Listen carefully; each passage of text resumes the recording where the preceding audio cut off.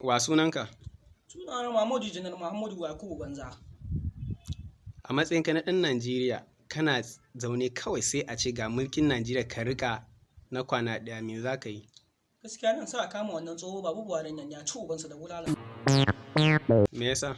Saboda gaskiya ba mutum arziki ne ba. Allah shi kyauta. Wa sunanka? Lagaita. Yanzu a matsayinka na matashi kuma ɗan Najeriya, a ce a baka riƙon Najeriya na kwana ɗaya, me za ka yi? Kai, fara uban nan. Karuwai za su sami 'yanci. Da duro makocin kura ne, girma yake na kwana daji. Gidan bursuna zan bi a fitar da duk wani ɗan iska. Ina so a dawo da yakin Najeriya na 1966 baya kawai shine burina. Wani irin rayuwa ce bakin ka ya sari ɗanyen kashi kai kwata-kwata rayuwar ka na lura baka faɗin alkhairi sai dai ta ƙare maka ba dai a nan ba wallahi. Wa sunanka? Sunana Mr. Keras Tale aka sojan yaƙi.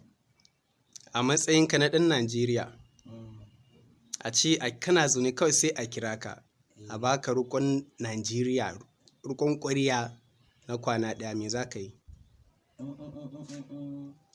Dan ɗiba kuɗin da ba yi zato ba ƙasan. Inna lillahi wa inna ilaihi raji'un. Saboda me? Saboda in ka bari dama ya dama ka daga baya za ka zo ka yi nadama. Allah mala dakata. Wa sunanka? Blade Commander. Yanzu a matsayinka na ɗan Najeriya, a ce a baka mulkin Najeriya na kwana ɗaya, me za ka yi? Sai da ƙasan zan yi wallahi. La hawla wa la quwwata illa billahi al-aliyyil azim.